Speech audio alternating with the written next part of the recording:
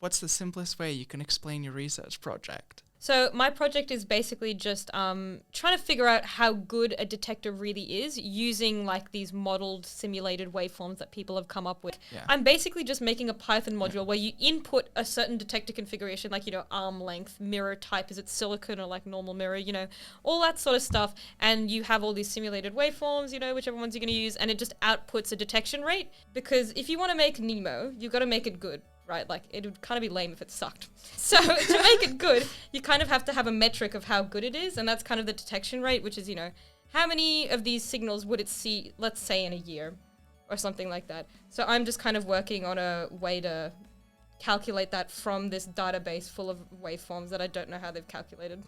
Yeah, so they've just got a bunch of waveforms, and then what you're doing is essentially looking at those waveforms and giving some type of metric to how many detections that the NEMO gravitational wave detector will end up detecting. Yeah. But they're making this detector to learn more about neutron stars. Because, they're really elusive. We don't know anything. We don't know what their equation of state is and stuff like that. But I think the why.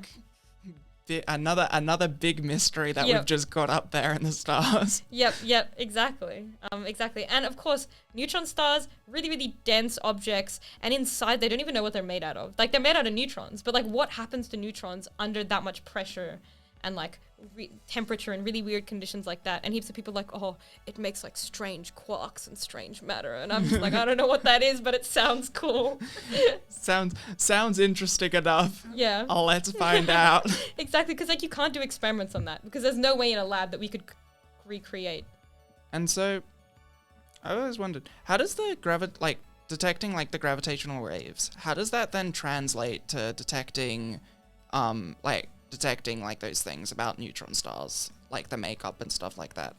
So, how I was mentioning before, like you get the signal from the detector and you like compare it to template waveforms. Yeah. Like you compare the signals to what a modeled or simulated version of signal it's just would be. like the models that you... Yeah. Oh, yeah. But then there's also problems with that because we don't know the equation of state of neutron stars. You don't know exactly what the model is. So you have to run different models for like obviously different characteristics, like, different size stars. Because it's a binary system, so there's two different masses and like different things like that. But then there's also, what equation of state are you using? There's heaps of ones that have been proposed by people and things like that. And there's other ways you can detect mass, like, how fast the signal is converging, things like that. And also with gravitational waves, it means that you can detect the in spiral, so before they collide, and then you can phone up like your telescope friends and be like, hey, yo, it's happening, dude. So they did that with the first neutron star merger, and so they actually managed to see it in multiple different ways, so like in gravitational waves and in like X-ray and infrared or whatever, and they found out that they released gamma ray bursts because they detected like a gamma ray burst at the same time. Yeah, lots of different avenues, lots of different ways you could test stuff. And now it means that when we look at our equations of state and like what a neutron star is made up of, it needs to be consistent with the fact that they give off these gamma ray bursts, which not all of the equations of state do. So, that's a way to like chuck some out, I guess. Look, that's very useful in that respect then. Yeah, and like maximum masses, some equations of state don't predict like masses high enough. Like characteristics like that, you can kind of narrow down your search. Maybe none of them are right. Maybe one of them is, like, who knows?